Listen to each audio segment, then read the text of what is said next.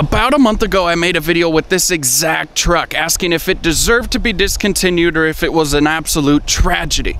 And the comments and support on that video have been absolutely insane. So I wanted to take a couple minutes, dive a little bit deeper, and go over the 5 main reasons that Nissan Titans got discontinued.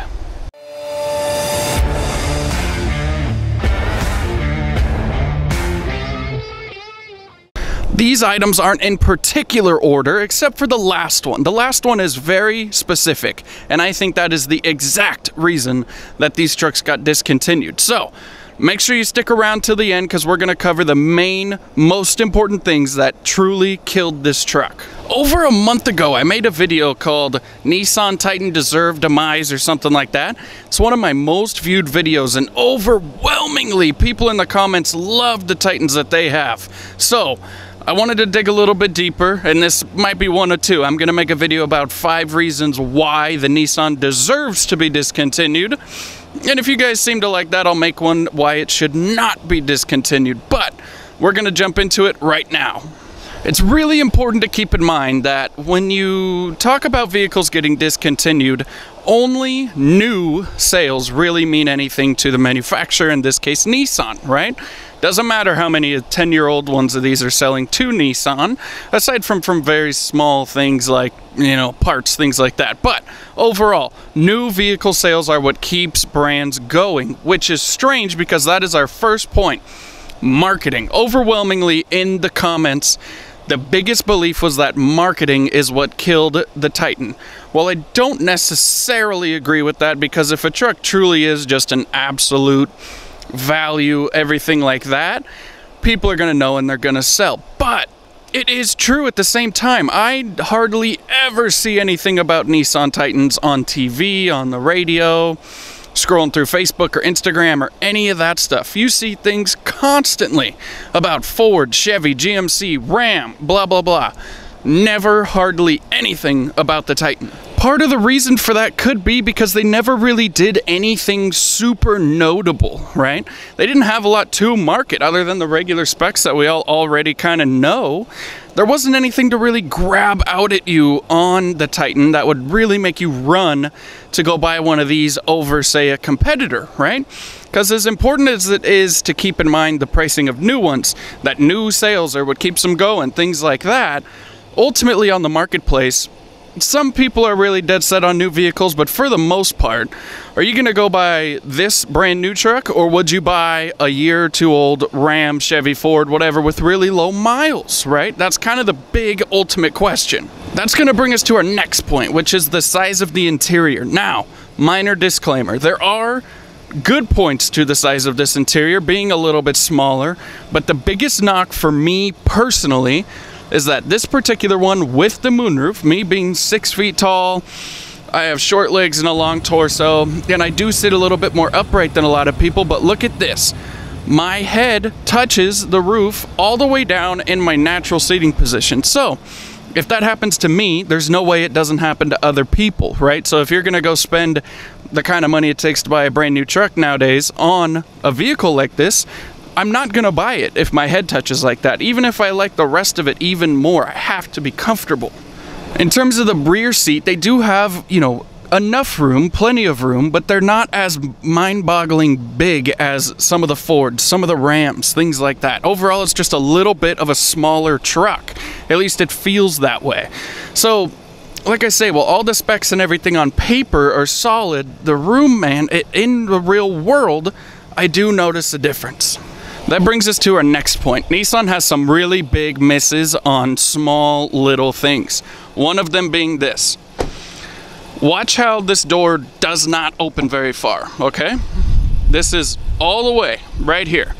Look at this angle, and then look at this Ram that I'll put up on the screen right now. And that is an old cab design. That's not the newest truck. That's a cab design they've had for like 15 years.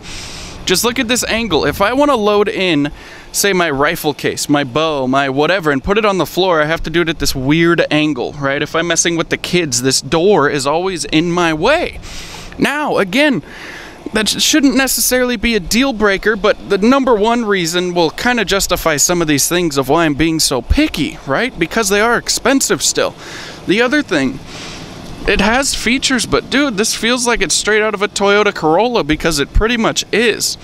Now, not that Nissan is the only brand that uses this cheap plasticky material, because there's many that do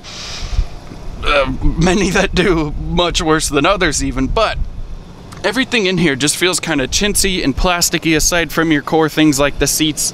Even the door materials feel pretty good, the dash, things like that. But just all these little hot switches and buttons, everything feels like I might break it if I touch it too hard.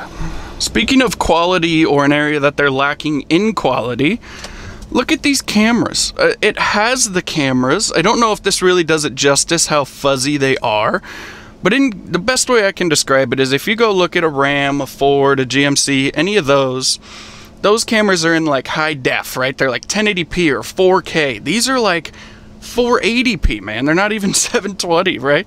This looks like the clarity of like an old box TV that you had in your room when you were 6. You know what I mean? It's just not, they're not there. Again, they have the features, but some of the execution of those features is just not quite up to par with some of the others. So I know what some of you are going to say. Matt, you're just being picky, you're hating on my favorite truck, blah, blah, blah. I am not. I am not in any way trying to bash Nissan.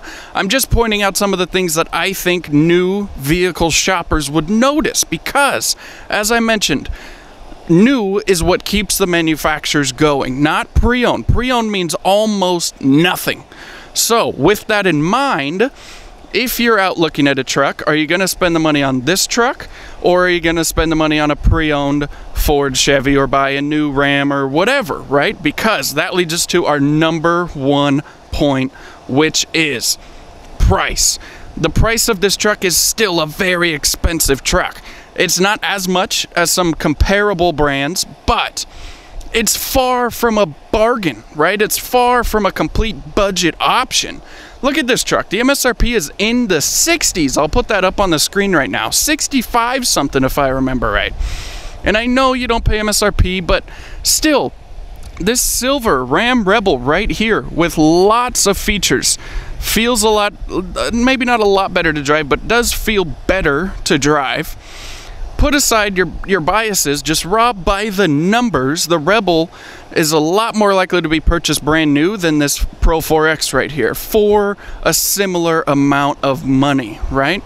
And that is the biggest problem that Nissan ran into. So like I say, none of those problems inherently by themselves are necessarily a deal killer. The deal killer is that you have some of those misses compared to the head honchos, and you still have an MSRP of $65-something thousand.